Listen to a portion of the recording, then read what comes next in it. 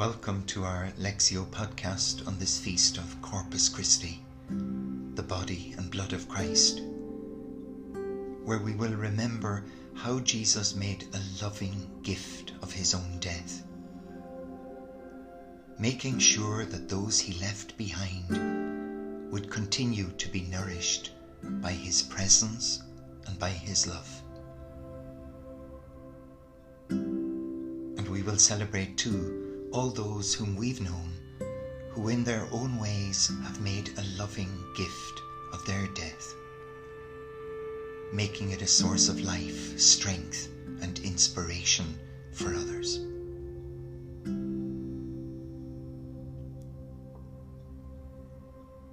We will take a few moments now to quieten our minds and hearts as we prepare to listen deeply to the gift of God's living word in today's gospel.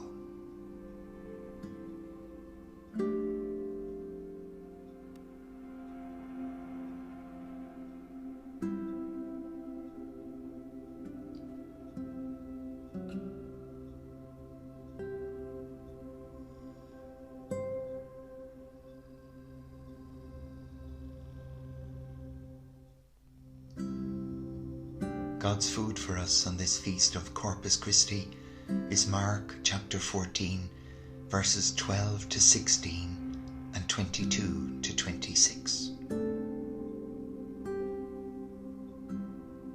On the first day of unleavened bread, when the Passover lamb was sacrificed, his disciples said to Jesus, "Where do you want us to go and make preparations for you to eat the Passover?" So he sent two of his disciples, saying to them, "Go into the city, and you'll meet a man carrying a pitcher of water. Follow him, and say to the owner of the house which he enters, 'The master says, where is my dining room in which I can eat the Passover with my disciples?' He will show you a large upper room furnished with couches, all prepared. Make the preparations for us there."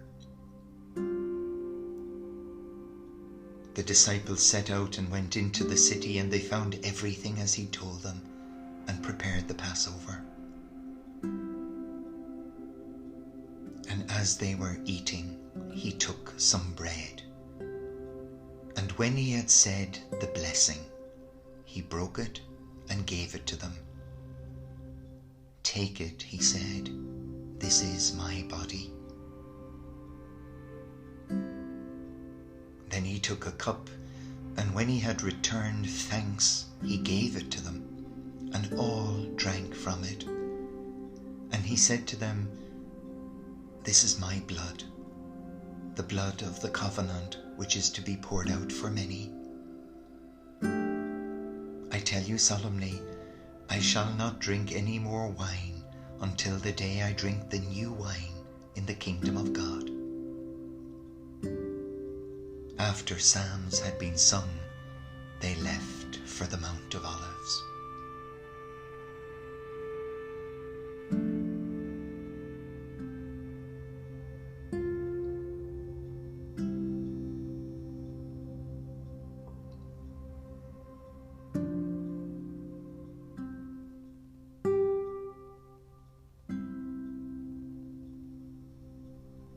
In the context of the Passover meal, and knowing that his own death was imminent, Jesus turns it into a farewell dinner.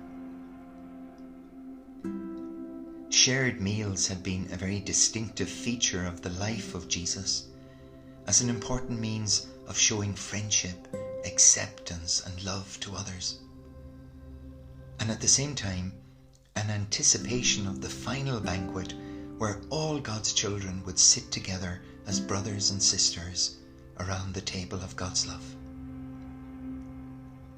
How appropriate then that he should wish to be remembered and to continue to be present in this way.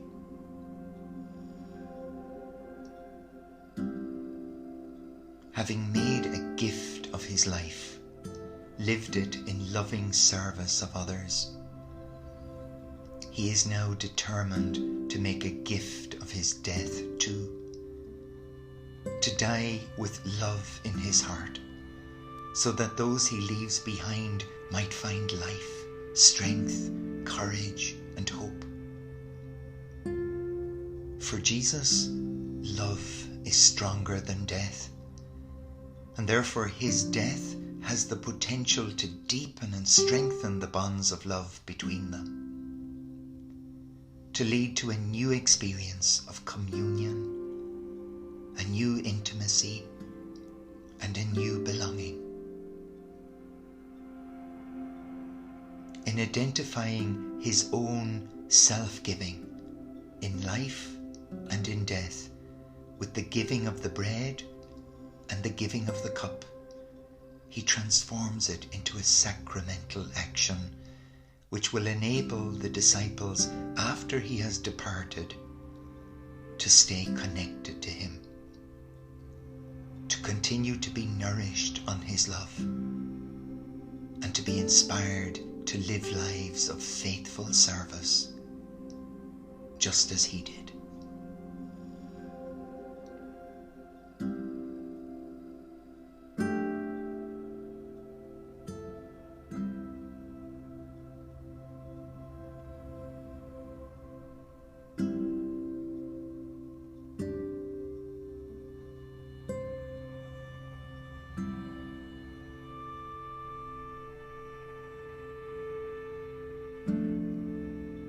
One way of entering into the gospel passage is by remembering our own painful and yet precious experience of a meal or a gathering with a loved one who was about to take their leave.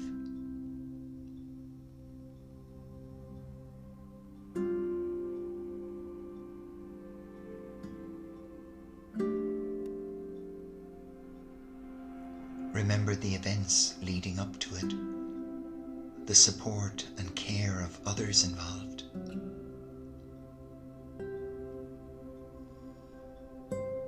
Remember the surroundings, the room, the furnishings, the atmosphere, the sadness of the moment, and yet the shared tenderness and togetherness.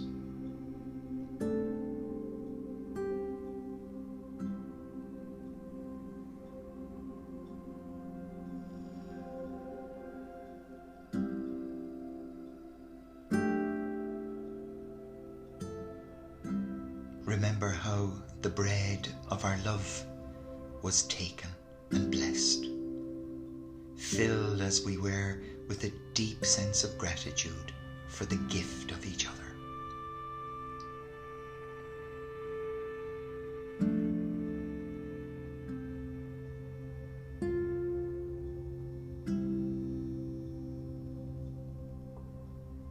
Remember how the bread of our love was broken, the shared vulnerability, the shared brokenness of our lives that had deepened our relationship over the years.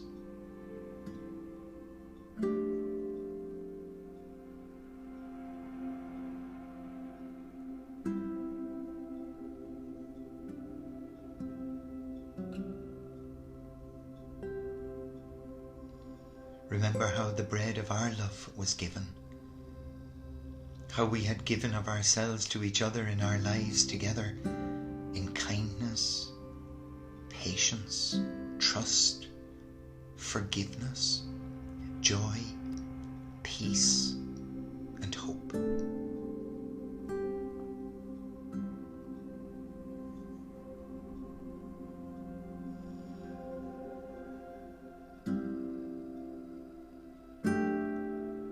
Remember how we found solace in the conviction that we would continue to dwell in love in each other's hearts.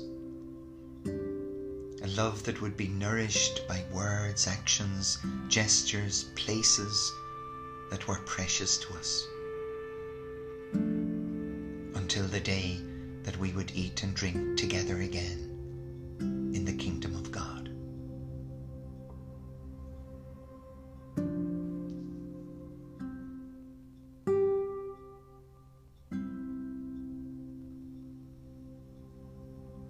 In these sacred encounters, we've lived again in a partial and limited way, but nonetheless real, something of the bond of love between Jesus and his disciples at the Last Supper.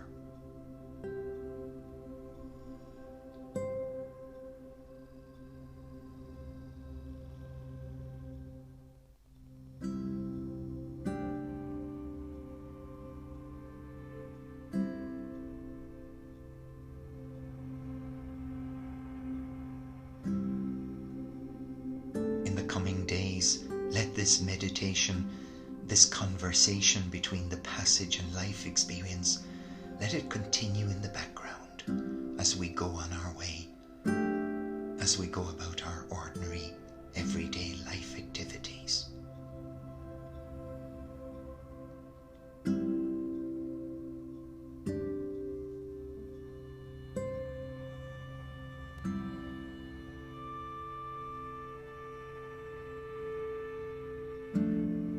When the time is right, we may be moved to prayer, to thank the Father for the gift of the passage and the grace-filled memories that it has evoked.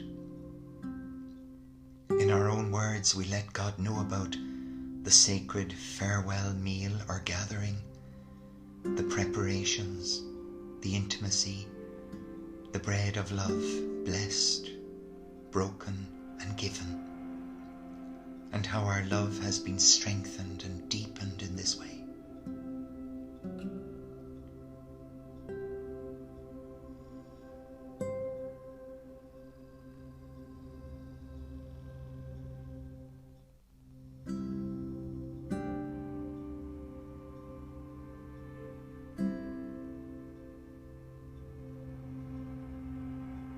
Trusting in the Father's love and mercy, we let him know too of any sorrow in our hearts for the times when, because of our pain, we found it so hard to face the reality of parting with a loved one.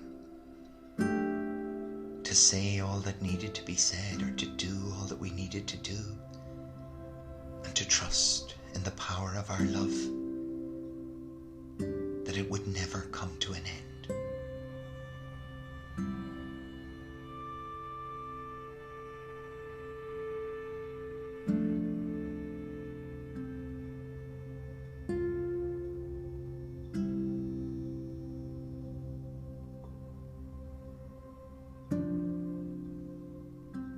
We may also feel to pray a prayer of petition that when the time comes, we too might make a gift of our death.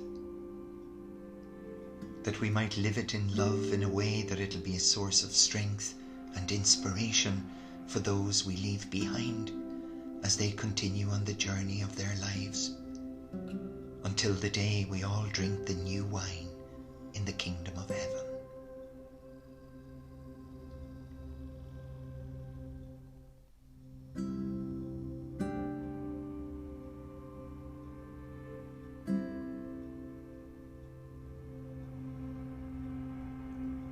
With a trusting heart, let the presence of God our Father now take over and draw us into a deeper prayer of silence and stillness. We enter into the deep moment in a loving relationship where there's no longer any need to say anything or to do anything. We simply look at God, looking lovingly on us.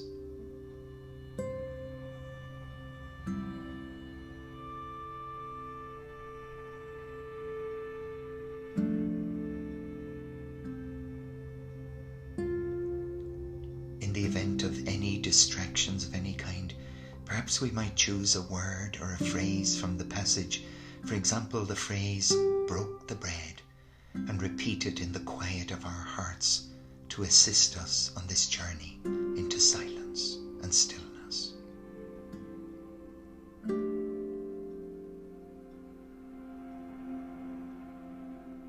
We rest our hearts simply and receptively in the presence of God, and we stay with this deep prayer for as long as it is given to us.